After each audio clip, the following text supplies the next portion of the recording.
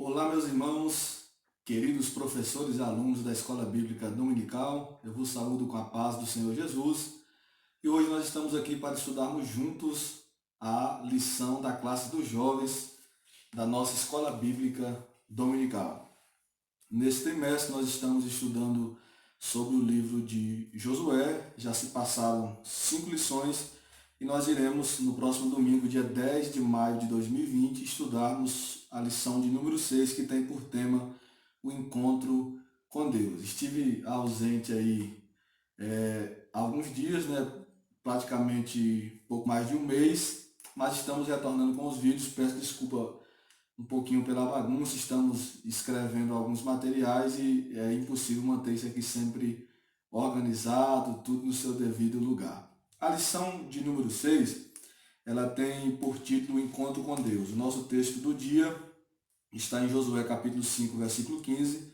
Então Josué se prostrou sobre seu rosto na terra e o adorou, e disse-lhe: que diz meu Senhor ao meu servo? Então é uma lição que fala sobre esse encontro marcante que Josué teve com o anjo do Senhor, e já já nós vamos entender quem era esse anjo do Senhor. O nosso texto bíblico do dia, ou a leitura bíblica em classe, está em Josué, capítulo 5, do versículo 13 ao versículo 15. Nós temos alguns objetivos com essa lição, cada um dos objetivos corresponde aos respectivos tópicos. Então, o primeiro objetivo é mostrar os preparativos para a tomada de Jericó. O segundo objetivo é entender as circunstâncias em que Deus apareceu a Josué. E o terceiro é refletir a respeito do significado do diálogo entre Deus e Josué. Então são 3 pontos, 3 objetivos respectivamente. O primeiro tópico da nossa lição vai falar sobre a antessala da batalha. Josué busca a vontade de Deus. Josué havia iniciado essa jornada de conquista, inclusive esse é o tema geral da nossa lição, tempo de conquistas. Então Josué havia iniciado essa jornada de conquista, já havia tido algumas experiências, como por exemplo que nós estudamos na lição passada. Josué atravessou o Jordão a pés enxutos. Isso foi algo marcante, isso foi algo que representou muito para fortalecer a sua liderança na frente do povo de Deus. E Josué precisava buscar a direção a Deus para que ele viesse ter êxito nesse processo da conquista. É interessante que nós vamos estudar posteriormente que no momento em que Josué não consultou a Deus, ele fracassou. No momento em que ele não consultou a Deus, ele sofreu algumas derrotas. Então, esse é o primeiro ponto, a antessala da batalha, Josué buscando a vontade de Deus, diante da responsabilidade histórica de fazer uma das maiores de todas as guerras. Josué se retirou sozinho, certamente para refletir, orar e estabelecer estratégias. O líder precisa tirar esses momentos a sós. São nesses momentos a sós que nós refletimos, são nesses momentos a sós que nós conversamos com Deus, e esse diálogo com Deus a sós, ele é muito importante para a vida cristã, a vida espiritual de todos nós. O subtópico do ponto 1, Josué visita o lugar da batalha. Ele, como um estrategista de guerra, ele precisava conhecer o campo, até mesmo para ter uma visão panorâmica de como posicionar o exército, de como atacar, de como agir, de como fazer. Então, ele precisava conhecer o local da batalha.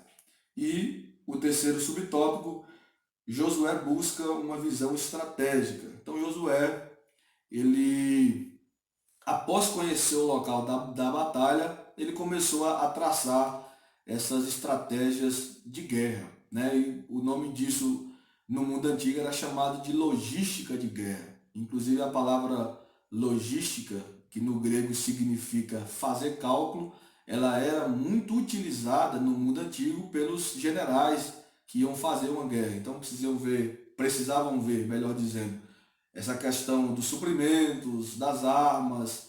E às vezes esses generais, esses líderes, eles faziam esse cálculo logístico, da logística da guerra, e eles acabavam constatando que não valeria a pena e fazia faziam os tratados de paz. Então Josué, ele buscou uma visão estratégica, ele fez todos os cálculos, ele analisou todas as possibilidades e as formas que ele poderia agir, é claro, debaixo da orientação de Deus. Chegamos no segundo tópico da lição. Deus se revela a Josué. Esse é o ponto central da nossa lição. E aqui, além do subsídio que a lição nos oferece, nós temos uma manifestação teofânica ou cristofânica. Isso é trabalhado ao longo de todo o Antigo Testamento. Muitas vezes o anjo do Senhor representava teofanicamente o próprio Deus. A palavra teofania é uma palavra de origem grega, de dois vocábulos gregos, theos, Deus, e phanos, que significa manifestar, significa manifestação. Então, teofania são manifestações de Deus no contexto do Antigo Testamento. Nós temos anjos falando com Abraão, nós temos anjos falando com Josué, nós temos anjos falando com Gideão, enfim. Então, muitas vezes o anjo do Senhor, na verdade, ali é uma teofania que representa o próprio Deus. Nesse caso específico aqui, esse suposto anjo que apareceu para Josué, ele não era um anjo comum. Ele não era um anjo comum. Eu estou aqui usando alguns subsídios, comentário de Josué da série Cultura Cristã ou Cultura Bíblica da editora Vida Nova. E o Richard Hess, ele trabalha mais ou menos nessa direção. Estou usando também o comentário bíblico de Russell Norman Champlin. E os comentaristas, eles vão divergir. Uns vão dizer que é Miguel, outros vão dizer que é um outro anjo que nós não sabemos o nome ou não podemos nomear. Mas pelo contexto, pela forma que esse anjo aparece para Josué, nós temos aqui uma cristofania. Era o próprio Cristo representado por um anjo, ou descrito como um anjo, que apareceu para Josué. Primeiro, esse anjo ele tinha características peculiares. Ele se apresentou como o capitão, o general, o líder do exército do Senhor. Em segundo lugar, esse anjo recebeu adoração.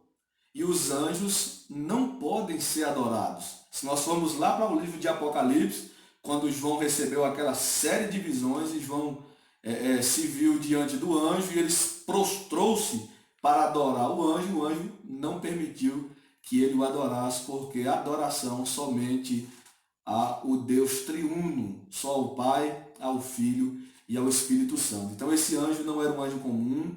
Nós entendemos que a expressão anjo aqui é pela visão do observador Josué, onde a verdade de Deus estava sendo revelada de forma gradativa, de forma progressiva no Antigo Testamento. Eles não tinham, por exemplo, a base bíblica e teológica que nós temos hoje. Então, na visão do observador Josué, era um anjo, mas era uma cristofania, era uma manifestação do próprio Cristo no Antigo Testamento. Então o anjo do Senhor, o Senhor dos Exércitos, aparece para ele. E é interessante que, da mesma forma que Moisés teve uma visão, teve uma chamada, teve uma experiência que marcou a sua chamada, Josué também teve uma visão semelhante. É nessa visão, inclusive, onde o modus operandi é um pouco parecido com o que aconteceu com o próprio Moisés, onde o anjo do Senhor, ou o Senhor manifestado através de um anjo, uma cristofania, como falamos, pede para que Josué tire a sandália dos seus pés, tire os seus calçados, porque aquele lugar era a terra santa, bem parecido com o que houve com Moisés lá em Êxodo capítulo 13. Então nós temos aqui, em síntese, uma cristofania, uma manifestação de Cristo. E esse ser que aparece para Josué, ele tinha algumas peculiaridades, né? Ele tinha algumas peculiaridades conforme o texto bíblico, que é o texto que serve como base dessa lição. O versículo 13 diz que ele tinha na mão uma espada nua. Uma espada nua. O que significa uma espada nua? Uma espada nua, em uma tradução livre do original, é uma espada sem cabo, né? Só a lâmina da espada em sua mão.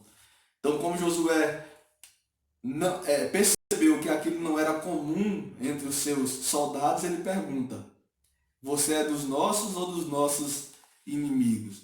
Porque ele tinha uma espada nua, não era um costume comum.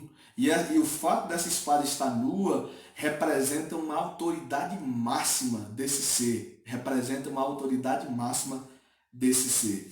Quando Josué se dirige a ele perguntando se ele era dos nossos ou dos nossos inimigos, no versículo 14, ele responde: não, mas venho agora como príncipe do exército do Senhor. Então Josué se prostrou sobre o seu rosto e o adorou, e disse: que diz meu Senhor ao seu servo? Ele respondeu: disse o príncipe do exército do Senhor a Josué: descalça os seus sapatos de teus pés, porque o lugar em que estás é santo. E Josué fez assim. Então, era um ser diferente, foi uma experiência diferente. O terceiro subtópico do ponto 2 fala sobre isso, que essa espada representa um novo tempo.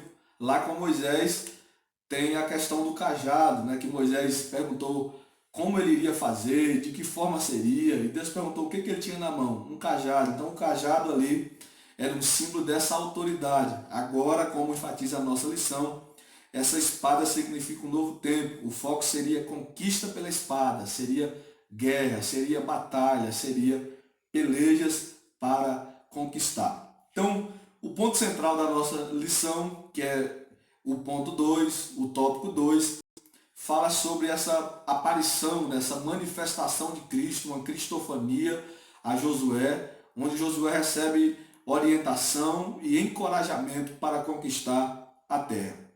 O terceiro tópico vai falar especificamente sobre Josué, falar um pouco sobre o seu discernimento espiritual. Ele não soube discernir quem era aquele ser que ele estava vendo. Isso mostra que por mais experientes que nós sejamos, Moisés ele era auxiliar, ou melhor, Josué era auxiliar do próprio Moisés. Ele viu o monte pegar fogo, né? Ele viu o monte tremer com a glória de Deus. Ele viu coisas maravilhosas no deserto, o maná, as águas sendo transformadas de águas amargas em mara para águas potáveis, águas doces. Então, ele já tinha vivenciado algumas experiências, mas faltou-lhe discernimento. Isso mostra que ninguém é espiritualmente avançado o suficiente que não precise aprender um pouco mais, que não precise vivenciar experiências novas. E aí, para encerrar, fala de Josué como adorador. Josué como adorador. Ao reconhecer a autoridade daquele ser e o que ele representava, ele não teve outra atitude senão se prostrar e adorar. No terceiro subtópico do tópico 3, tira a sandália dos seus pés. O príncipe do exército do Senhor, o próprio Cristo representado, pediu que ele descalçasse os pés, tirasse a sandália dos seus pés. Tal ordem indicava apenas uma coisa: reverência ao Senhor, pois Deus é santo e ele exige santidade e reverência àqueles que se aproximam dele. Nós podemos também usar como analogia que o sapato geralmente está sujo, né, com poeira, com terra, com lama, enfim. Então, isso representava tirar as impurezas porque ele estava diante da presença do Deus Todo-Poderoso. Então, essa é a nossa lição, a lição de número 6, uma lição importante que fala sobre esse encontro com Deus e mostra mais uma vez a necessidade que toda liderança tem de ter esses encontros com Deus, essas experiências com Deus, porque são essas experiências com Deus que temos que vão pavimentar o nosso caminho para vivenciarmos dias de conquistas, dias de glória na presença do nosso Deus. Espero ter ajudado você, querido professor da Escola Bíblica, da classe dos jovens. Que Deus em Cristo continue abençoando você, toda a sua classe, os seus alunos, a sua família de uma forma poderosa e especial. Você que ainda não é inscrito em nosso canal, se inscreva, deixe o seu like, deixe também o seu comentário, porque é importante para nós. Deus abençoe a todos, em nome de Jesus.